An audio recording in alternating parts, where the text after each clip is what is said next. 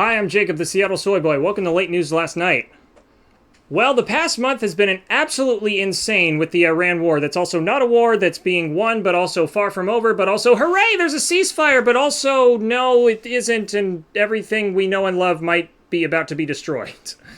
The American and Iranian governments are like the most chaotic couple at your party who go from yelling obscenities at each other to making out within a matter of seconds.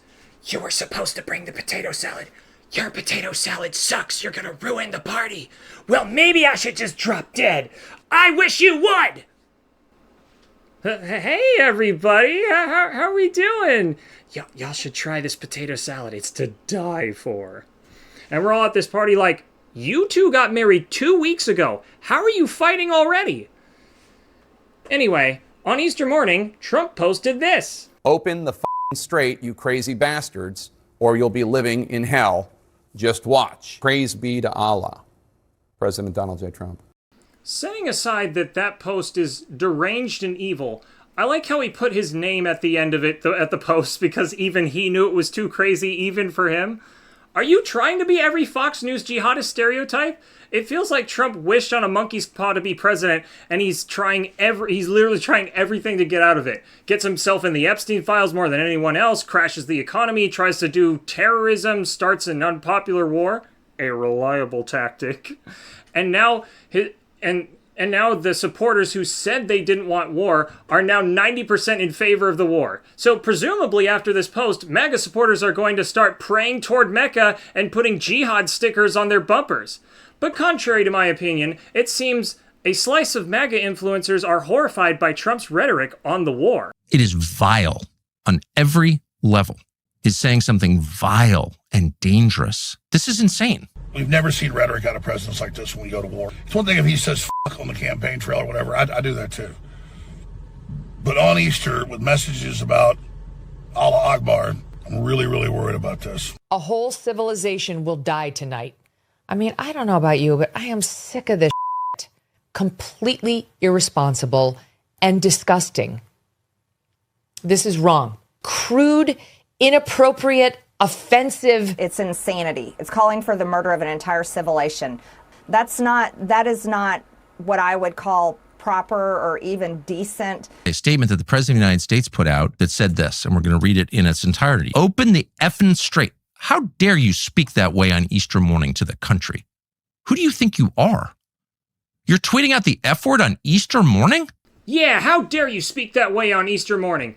9/11 and Memorial Day, sure, those holidays can go fuck themselves. But the day we celebrate by pretending like we like these abominations, that's where I draw the line. Are these not the same people who like that Trump talks like the common man, like a real American, that he trolls the media? Or is Tucker trying to Clark Kent us? When he puts those glasses on, he becomes an intrepid reporter with a healthy skepticism. Where did Tucker go? He was right there. All I see is an intrepid reporter. Wait, where's the reporter? Now all I see is a post-divorce Prince Eric from The Little Mermaid. Now let's get back to Megyn Kelly, because she clearly hated this post. But check out her reaction to a similar post the previous day. Open the f***ing straight, you crazy bastards. That's F-U-C-K-I-N with an apostrophe at the end. All I can think of is that scene in Home Alone, like, you filthy animals, you know. Praise be to Allah. The other day, okay, I don't know why Allah's here. The day before. That's the best part of the post. It's funny because, wait, why are we laughing about bombing civilian infrastructure? So, this post threatening war crimes, haha, funny, he's just trolling. And that post threatening war crimes, bad. Makes sense, because crazy bastards is totally fine. I mean, who here hasn't accidentally threatened to blow up a water salinization plant before they've had their morning coffee? Mondays, am I right? Even Kelly's Monday guest, and Gremlin from the Black Cauldron, if he wished to be a real boy, tried to make Trump's civilization-ending post sound like it was completely different from all his other posts. There's a big difference between saying when Robert Mueller dies, oh, I'm really glad he's dead, even though he's a war hero and doesn't really have any real-world consequences. That is a whole different universe from being someone who's the leader of the most powerful country in the world, the nuclear armed power. It absolutely has real-world consequences. He says it, you pretend it's not a problem because it doesn't directly affect you, which normalizes the president's cavalier behavior toward death. This war is a direct consequence of that. That's like expecting J.D. Vance not to hump a fancy couch because it's expensive. You let him hump couches for years. You leave him alone in a room with that sofa, and he's gonna f*** it. So, it seems MAGA isn't willing to deploy their usual excuse for Trump's online behavior, and it took Trump threatening to extinguish an entire country to have found their outrage for it? Oh, but that's not all they found, because I do believe they found Jesus. This is not a Christ-like Easter message. You don't threaten to wipe out an entire civilization. We're talking about civilians just casually in a social media post. That's not what Jesus said, and that's not what Christianity is all about.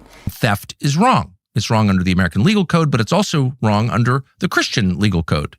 To destroy civilian infrastructure in another country, which is to say to commit a war crime, a moral crime, you cannot allow that in good faith. If you're a Christian, you have to say no to that. No, bad. No threatening civilizations. No peace prizes for you, young old man. It's an Easter miracle. Conservative pundits have found their religious peace and tolerance. You know that woke crap the Bible is always talking about a nauseating amount of times. Heaven be praised. I like how they're outraged at Trump's unchristian behavior now. Like they haven't been paying attention for the past few decades. Is this what I voted for? Is this what I want? It's just not what we voted for. This is not what Trump ran on. It's not what we voted for. It is exactly what you voted for. Trump never acted like he's a Christian. Let's review. He's broken every single commandment. In the parable of the goats and the sheep, Jesus said, "For I was hungry, and you gave me nothing to eat. The largest snap cuts in history. I was a stranger, and you did not invite me in." The people arrested by ICE over the past year have not been charged with or convicted of a violent crime. "I was sick." Slashes to Medicaid. "And in prison, and you did not look after me." LaCaw Cordia, who spent an entire year in ICE detention. Dire conditions, she says detainees have to endure. Let's have Trump finish this quote. "If anyone slaps you on the right cheek..." Knock the crap out of him, would you? Seriously. I could go on for hours, and so I will, and don't you dare... 2 hours later. "Settle matters quickly with your adversary, who is taking you to court." You know what? None of this even matters anyway, because what should be the greatest insult to any Christian is his massive lack of repentance. Everyone makes mistakes, but these are far beyond mistakes. And instead of repenting, he brags about his sins and shows an unwillingness to grow that should make all Christians overturning tables angry. Trump has never been a good example of a Christian. He's always been like this. And deep down, I think Tucker and his friends already knew all of that, because they pushed for this. They have found their outrage now because it's convenient, and they're scared they're no longer in control of the hateful and fearful version of Christian morality they used for power and influence. Stuff like this. Our leaders worship multiculturalism because all cultures are equal, except they're not all equal. Our civilization is superior. I don't think people who practice Islam should be the leaders of America. We are against Islam. It's just not consistent with Western values. It's not. They're not pro-free speech. They're not pro-women. If you feel your civilization is always under threat, you're going to eventually attack something. And this war is the culmination of that existential fear and hate you spoon-fed to Trump and his supporters. You gave up your Christian morality when you pushed for Mr. 2 Corinthians over here to be in control of Old Testament city-leveling powers. You gave up your Christian morality every time you excused his rancid behavior. So if you want to reclaim your faith, then you have to start by reflecting on your responsibility for how we got here, speaking out even when it's not convenient, and living those values you say you're for every single day. But we all know that's not going to happen, because in fact, it already has. Not that I hate Trump or don't like his entire program. Lots of things about it I love. I'm grateful. I'd maybe vote for him again. If the president does what you call abhorrent behavior and you still vote for him, you undermine your point. That would be like if I said Jafar would be the worst ruler of Agrabah because he'd destroy all the kingdom infrastructure, has a terrible personality, and tried to bang a 16-year-old, and then I turn around and say, "I'd disturb my slumber to get that guy back in power." You'd probably say all that stuff doesn't really bother me that much. And of course, Tucker doesn't realize the irony of what he says moments later. Anyone who will accept this will accept any humiliation. Don't worry, Tuck. You'll have figured out how to humiliate yourself for this in about 2 weeks. Now, it's okay to applaud change of mind in MAGA, but let's not forget these individuals made this change not for their supposed Christian morality, but because it was convenient. And despite the sensationalist media saying, there's a fracture in MAGA, these individuals are a very insignificant slice of that pie. So now all we can do is hope that the Trump administration doesn't act like crazy bastards. Thanks for watching. I'm trying to do more long-form segments, so if you like this, please let me know in the comments down below, because this was a lot of work. I'm sorry I haven't posted in a while. I've been dealing with some rough terrain in my mental health. So I really appreciate all of you bearing with me. We've got another installment of our roast segment, You've Been Served, coming in a week or two. So remember, a spoonful of comedy helps the news go down.